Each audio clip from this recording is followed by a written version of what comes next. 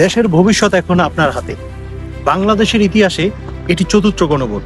আপনি জানেন কি এই সিদ্ধান্তে আমাদের দেশে কি কি পরিবর্তন আনতে পারে? এর আগে আমাদের দেশে 3বার গণভোট হয়েছে, আর আশ্চর্যের বিষয় হলো প্রতিবারই দেশ একটি বড় পরিবর্তনের সামনে দাঁড়িয়েছিল। 1977 সালে সরাসরি জনগণকে জিজ্ঞাসা করা হয়েছিল তৎকালীন রাষ্ট্রপতি জিয়াউর রহমানের প্রতি আপনাদের আস্থা আছে কি।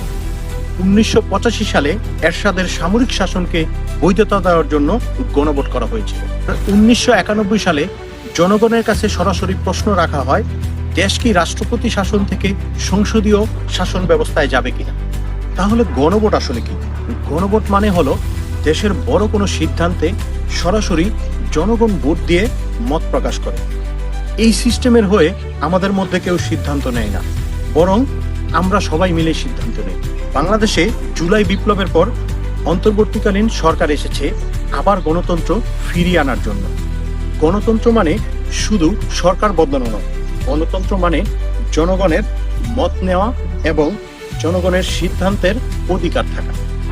এবার যে গণভোট হতে যাচ্ছে তার সাথে জড়িত আছে একটি গুরুত্বপূর্ণ প্রস্তাব, যার নাম হচ্ছে জুলাই চার্টার। জুলাই চার্টারের মূল ভিত্তি হচ্ছে দেশকে আরো ন্যায্য, স্বচ্ছ এবং মানুষের পক্ষে করার একটি প্রস্তাব। বন্ধুরা, এই চার্টারের প্রস্তাবগুলো এখন আমি আপনাদের মাঝে তুলে ধরব। কেউ 10 বছরের বেশি প্রধানমন্ত্রী থাকতে পারবে না। ইন্টারনেট ইচ্ছে মতো যখন তখন বন্ধ করা যাবে না। আদালত স্বাধীনভাবে কাজ করবে। এই বিষয়গুলো এখন সবার কাছে পরিষ্কার।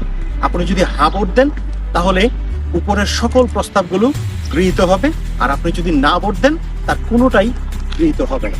আর ক্ষমতার অপব্যবহার ঠেকাতে প্রয়োজনীয় ব্যবস্থা থাকবে। সংবিধান শুধু একটি বই নয়, সংবিধান হলো একটি দেশের জনসাধারণের সবার মতামত গ্রহণ করে একটি আইনি চুক্তির মাধ্যমে আইনি চুক্তি গ্রহণ করা।